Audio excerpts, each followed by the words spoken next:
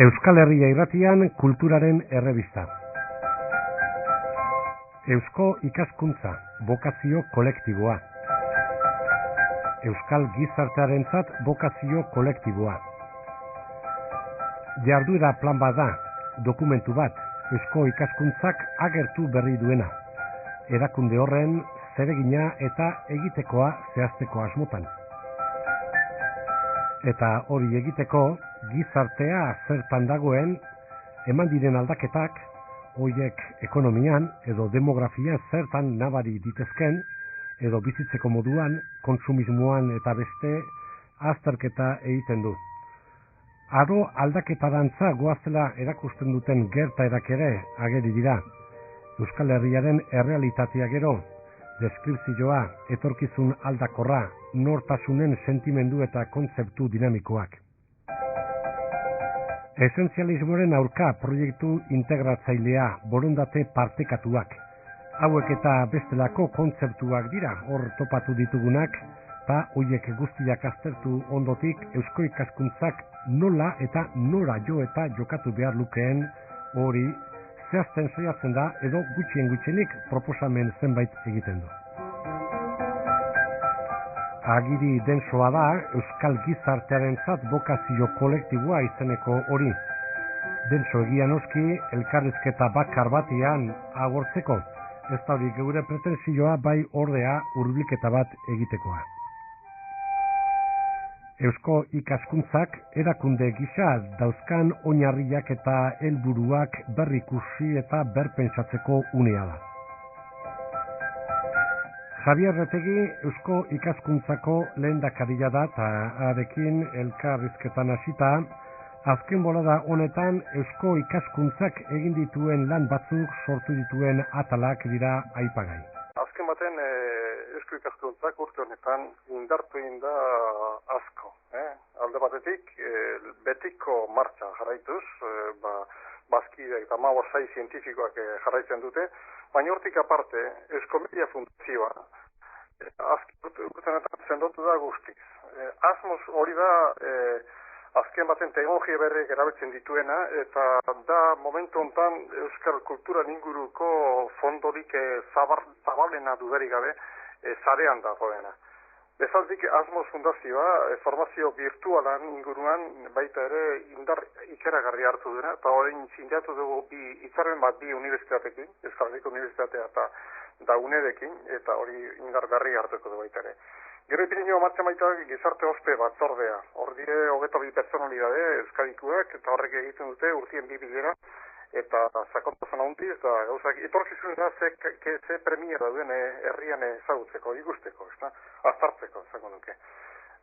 Ointzen irailan martxan jartzea goiaz, jakiunde martxan jartzea goiaz. Hau da akademia bat, zientziak, letrak eta arteetako akademia bat, da orde 24 personalidadek parte hartuko dute. Hortik aparte, baita ere, gure estatutuak aldatzera doaz, eta berriztatzeko eta indartzeko baita ere. Indar hori hartuta gero, esaten dugu, zertarako da eusko ikaskuntza. Gaur, 21 mendearen aurrian, zer zein gizun dauka, nora joan behar du, da hori da guk planteatu duguna. Eta hausnarketa honek hori erantzutea data. Ze egoeretan gaur Euskal Herria, mundua ze egoeretan dagoen, Euskal Herria ze egoeretan dagoen, eta eusko ikaskuntzak zer egin beharko lukeen, egoera berri honen aurrean, baita kontuen ekita jatorri ze izan zan, 1918 martxan jarri zanean, azkenian egin zuen baita ere olako hausnarketa sakon bat herriaren premiari eta horri erantzuteko gaur begiratuta etorkizunera, baita zeintzu dien gure herriaren premiak eta nola erantzen beharko ginoken eusko ikaskuntzen bezala. Hortarako da, hausnarketa Hausnarketa behaz, egoera zein den, ze aldaketa eta sumatzen diren gizartean oroar, hoiek Euskal Herrian, ze ondorio dakarten, eusko ikaskuntzak ze eginkizun eta nola, baina dokumentu hau esan dut, zer da, debaterako aportazio bat edo ja konklusioak dakartza, berak, agiri honek berak. Ez debaterako da, debate baterako. Nino nata azaldu lehenengo eusko ikaskuntzaren batzarra guzian, hori azaldu ginoan, baita ergo asmoa da bazkide guzti irialtzeko, baita ere prentza horreko bat eman ginen, joan astean, esanaz zer da dokumentu bat, zabalduz prentzara. Artikulu bat ontsin azalduko da baita gure egunkarietan, neure artikulu bat azaldu zau, eta ni nahiko nuke gai honen inguruan debate sakon bat sortzea. Hori plantatu dugu baita gure bazkideen artean, eta herrien artean, debate bat. Azken baten nik uste gauz honek aztartun bidea sakon, da gainera giro bat sortu bidea herrian. Ezatzen dugunik bokazio kolektibo bat.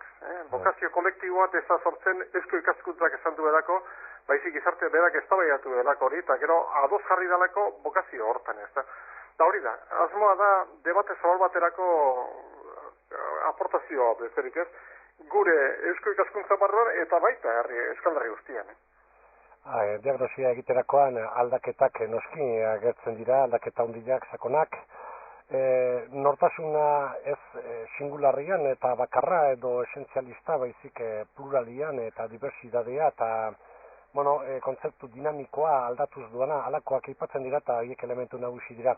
Bat bada, noski, geure gizarte honi, eta ala esaten zaio, orain bai, jakintzanen da informazioaren gizartea alagoben da, gizartea berez, ez? Hemen galdera da horren eusko ikaskuntza ez alda hori bera egiten ari zuzen informazio eta jakintza, oain zer, kendu egin dio gizarteak berak eusko ikaskuntza bezalako talde bati, erakunde bati, bere egitekoa? Oain sekulo baino interesa handia badauka. Zaitek, gure gizartea dago, baikotza bere zuluan sartuta dago, baikotza bere barruan, eta ez dago lako instituzio transversalak, ez dago pasatuko da batetik bestera. Eusko ikaskuntza duka karakteristika hori azken baten, ezaugarri hori. Euskadiko instituzio guztiekin lan egiten duela, zabala dela. Beste erakunde kulturalekin, 7 unibertsitateekin dako hitzarmena sinatuta, da denekin batera lan egin genezakegu. Eta hori da falta dana. Olako erakunde bat zeharka lan egingo duena gizarte barruan. Baikotza bere lekuan sartuta egoten da bere buruari begira, eta hortik aparte gizartere begira danok batera jartzea, hau da eusko ikaskuntzaren zeregina. Baina jakintza beraren ez da kontzeptua, jakin, noski, jakiteko modua hori, bai, behar bada, jakintza orain, behintzat informazioak hor barreiaturik nunai topa litezke. Honek berak ere, galdera inaraziko dio, ez, eusko ikaskuntzari, jakintza bai, baina nola, zein gizatan, gizarteak oroar duen informazio eta jakintzaren gainetik, edo nolako jakintza azken batian? Ez dakit, galdera oso zorrotza da hori, oso zaila da erantzuteko, ez da. Jakintza alde guztiaz izortzen da, hori klaru dago. Momentu hartan 1918an utzuna handia zen gure Euskal Herria, baina Euskal Herria oso aberatsa da. Erakunde asko dabiz, jakintza lantzen. Baina nik uste dut hori da, komunidana da elkarrekin lanean jartzea. Hau da guretako, ez dakit, erantzuten da zure galderari, baina ez da errez arantzutea zuk esan duzu galderari, ez esaten nuen informazio eta ezagutza, baina, bai gauza bat nik uste oso argi agertzen dena, eta hilabete gutxi ezagutu genuenian, nortasunari buruz eginiko estudio ura agertzen zena, ez? Eta lehenago, pentsa zitekene moduan, nortasuna bat eta bakarra eta betikoa, hoi guztia, hautsia dago eta beste plantamendu bat somatzen da zuen reflexio honetan ere ageriko da hori noski. Bai, duderik ez. Azken baten, nortasuna, nik zuen kulturaren konzeptu dinamiko ezarteko nake. Nortasuna, baikotzak, asko aldatu da nortasuna. Oin dala egun urte, emeretzigarren mendean azkenetan begiratu, edoin begiratu, aldaketa handia sortu da. Lehenengo zango nuke, nekezaritza mundutik industria, joan da bat, oin industriatik ja pasetan ari gare baita servizio mundura, ez hori alde batik. Gero onda, ikaragarrizko immigrazioa da onda, mila beratzen da irurugeitik irurugeta amarrera larogeira horrean zen immigrazio ikerragarria Euskal Herria alderutz, eta horrek asko aldatu zuen gizartea bera. Orain berriz immigrazio handia ator beste herri batzuetatik, eta hori da gure gizarte azken bat, gizarte nahaztu bada.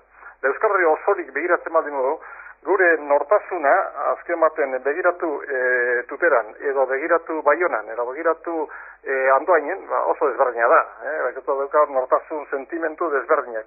Baina horietatik aparte, nik oso euskaldun sentimendua, da euskaldun konzeptori denok onartu genezak egula. Eta horrek bea da, olako konzeptu integratzaile bat, nortasunaren konzeptu integratzaile, baina posibilidana beste nortasun batzukin elkarrekin jarraitzeko, elkarrekin bizitzeko. Eta hori da guk plantatzen duguna, ez ondako konzeptu esenzialista bat, euskaldun izatea zertan, da hori da purismo baten barruan sartuta, baizik kultura eta nortasuna, nik uste eukilekira nortasun desberdinak, baina bat izan dedila denentzat euskalduna izatea, Bokazio kolektiboa izenburuarekin eta helburu edo, no esango dugu, ideia ikur bezala hori agertzen da, oain eztabaida bidea irekita, esan duzu, elkarrizketaren hasieran azken aldi honetan, Eusko Ikaskuntzak sortu ditun atal, batzuk berriago sortua, besteak ja bide puska bat egina dutenak, eskutartean oraindik ere, okar espaldin gaude ez, aurrera bide edo eta progresoaren edo garapen kontzeptuari buruzkoa, hauek hortaz, oain gurrena dauzkazuen eginkizunak debatea, aurrera bidearen inguruko hori azkenean kongresu moduan gauzatuko da, nola? Debate azken baten dakugu olako arlo nagusietan, ez da. Esan nuke euskalduneko lehiakortasuna alde batik. Eskualdeko lehiakortasuna. Munduan zehar, lehiakorra izen berda dudarik gabe, mundu aldatzen ari da asko, ekonomia aldetik. Eta gure lurraldeak espaldi madu lortzen lehiakortasuna munduan zabarrian, hori gaizki gabiz. Hori da gai bat astartu jadana. Gero munduan ordena berri bat, gizarte foroa inguruan ordena berri bat. Dago, austura ondixea dago, lehenengo mundutik hirugarren mundura aldibidez.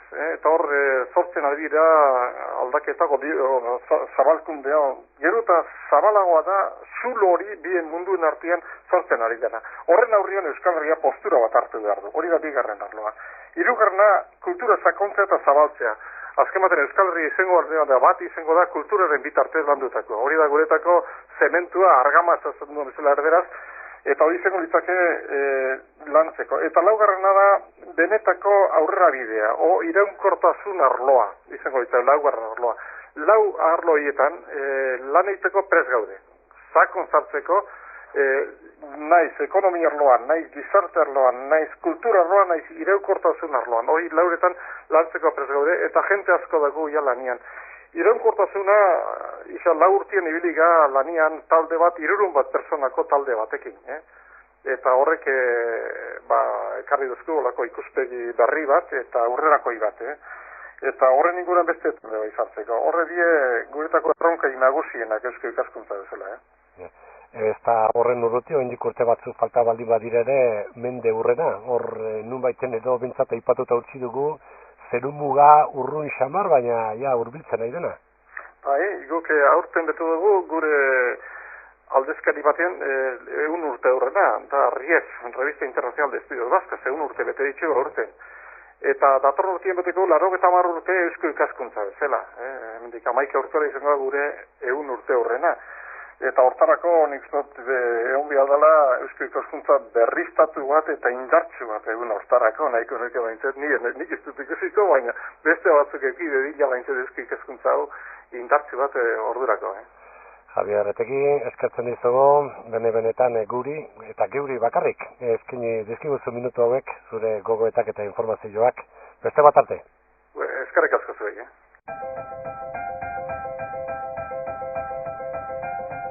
Javier Retegi, Eusko Ikaskuntzan lehendakari, bokazio kolektiboa, edo Euskal Gizartearentzat bokazio kolektiboa dokumentuaren azalpenak eta deskribapen batzuk eginez, hemen Euskal Herria irratian. Dokumentua osorik irakurri nahi izan ezkero, euskoikaskuntza.org web horrian aurkituko duzue.